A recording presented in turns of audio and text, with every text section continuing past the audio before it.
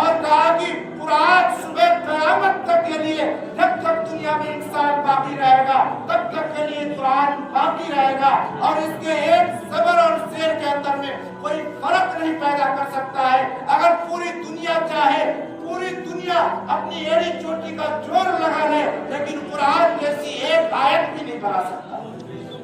اللہ نحمدہ ونستعینہ ونستغفرہ ونؤمن بہ ونتوکل علیہ ونعوذ باللہ من شرور انفسنا ومن سیئات اعمالنا، من يهده الله فلا مضل له ومن يضلل فلا هادي له، ونشهد أن لا إله إلا الله وحده لا شريك له، ونشهد أن محمدا عبده ورسوله۔ أعوذ بالله من الشيطان الرجيم، بسم الله الرحمن الرحيم، ألف لام ميم، ذلك الكتاب لا ريب فيه هدى للمتقين، اور کما قال علیہ الصلوۃ والسلام، صدق اللہ العظیم۔ میرے محترم بزرگوں اور عزیز ساتھیوں، آپ لوگوں کو یہ بات بخوبی معلوم ہے کہ آج ہم لوگ یہاں پہ جمع کس لیے ہوئے ہیں، کیونکہ میرے عزیز دوستوں، اللہ رب العزت کا بہت بڑا احسان و کرم ہے اور ان کا فضل ہے کہ اللہ پاک نے آج ہم سبوں کو قرآن کریم مکمل ہونے کی خوشی میں جمع ہونے کا موقع عنایت فرمایا، اور اللہ پاک کے سامنے دعا بھی کریں گے کہ اللہ پاک ہمارے قرآن کو سننے اور سنانے کو دونوں کو قبول فرما لے۔ کیونکہ میرے محترم، ابھی میں نے جو آپ کے سامنے ایک آیت تلاوت کی ہے، الف لام میم ذالک الکتاب لا ریب فیہ،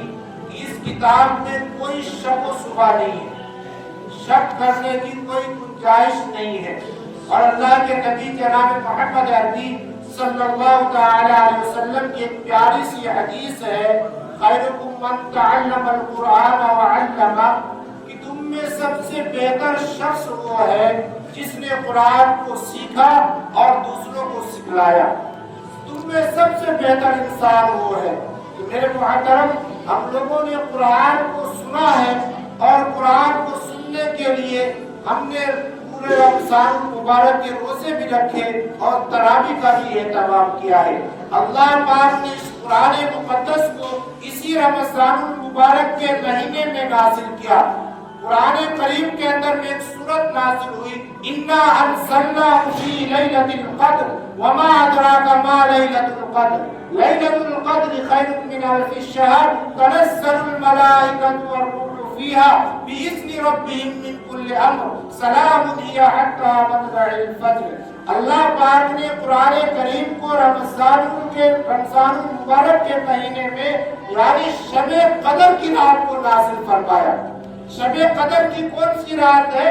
کہ رمضان المبارک کے مہینے میں 21ویں رات آتی ہے شب قدر کی، آج کی 23ویں رات ہے، یہ بھی شب قدر کی رات ہے۔ 5 راتیں آتی ہیں شب قدر کی جانی جاتی ہے، اور ان 5 راتوں کے اندر اللہ پاک نے بڑے بڑے انعام رکھے۔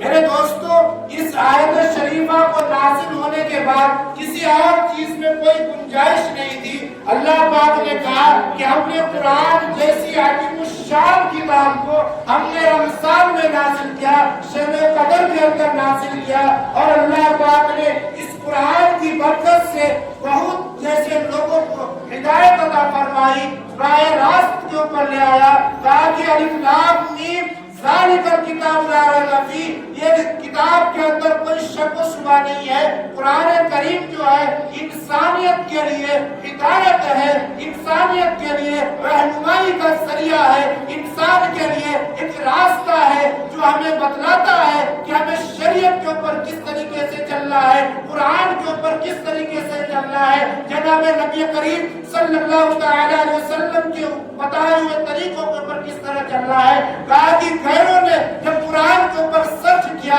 اس کے بعد اسے معلوم چلا کہ قرآن ایک ایسی کتاب ہے جس میں دنیا کے اندر رہنے والے ہر انسان کے لیے جینے سے لے کے مرنے تک کا ہر طریقہ موجود ہے۔ میرے عزیزو، یہ قرآن کریم وہ ایسی کتاب ہے جس کو اللہ پاک نے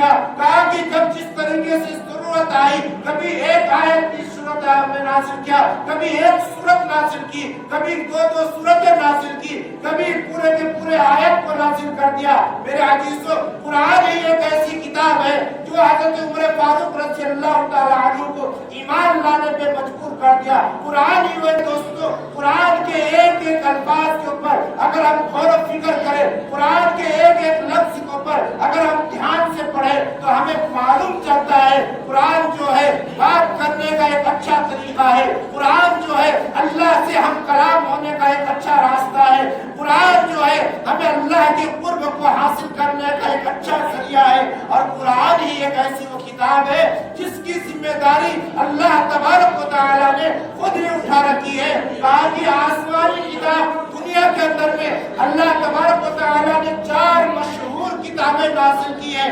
توریت، زبور اور انجیل، اور لاسٹ میں اللہ پاک نے قرآن کریم کو نازل کیا ہے۔ کہا کہ باقی آسمانی کتابیں، باقی آسمانی صحیفے بہت سارے نازل اللہ پاک نے کیے ہیں، ہر نبی کو کوئی نہ کوئی صحیفہ دیا ہے، ہر رسول کو کوئی نہ کوئی صحیفہ دیا ہے، ہر پیغمبر کو اللہ پاک نے کوئی نہ کوئی کتاب ضرور دیا ہے۔ لیکن میرے حدیثوں، یہ 4 کتابیں اتنی مشہور کتابیں ہیں، لیکن اللہ تبارک و تعالی نے 3 کتابوں کی کوئی ذمہ داری نہیں لی، نہ تو توریت کی کوئی ذمہ داری لی، نہ انجیل کا کوئی ذمہ داری لیا، نہ کوئی زبور کا ذمہ داری لیا، اور اللہ پاک نے قرآن کریم کی ذمہ داری کو لیا اور کہا کہ قرآن صبح قیامت تک کے لیے، جب تک دنیا میں انسان باقی رہے گا تب تک کے لیے قرآن باقی رہے گا، اور اس کے ایک زبر اور زیر کے اندر میں کوئی فرق نہیں پیدا کر سکتا ہے۔ اگر پوری دنیا چاہے، پوری دنیا اپنی ایڑی چوٹی کا زور لگا لے، لیکن قرآن جیسی ایک آیت بھی نہیں بنا سکتا، قرآن کی جیسی ایک آیت نہیں بنا سکتا۔ تو میرے عزیزوں، یہ قرآن جو ہے ہمارے اور آپ کے آقا نامدار تاجدار مدینہ جناب محمد عربی صلی اللہ تعالی علیہ وسلم کے اوپر میں نازل کیا گیا قرآن ہے، اور کہا کہ جس قرآن کو ہم لوگ آج اپنے سینے میں محفوظ کرتے ہیں، اپنے سینے میں بساتے ہیں، اسے حافظ قرآن کہا جاتا ہے، اسے حافظ قرآن کہا جاتا ہے۔ لیکن میرے عزیزوں، میں آپ لوگوں کو بتاتا چلوں کہ ایک حافظ قرآن کا مقام کیا ہوتا ہے، ایک حافظ قرآن کا مرتبہ کیا ہوتا ہے، ایک حافظ قرآن کا عزت و وقار کیا ہوتا ہے۔ اللہ پاک نے قرآن مقدس کے اندر میں فرمایا ہے کہ حافظ قرآن وہ ہے جس کو اللہ پاک جو ہے دنیا کے اندر بھی عزت عطا فرمائے گا، اور مرنے کے بعد بھی اللہ پاک اسے عزت عطا فرمائے گا، اور حافظ قرآن سے کہا جائے گا کہ قرآن کو پڑھتا جا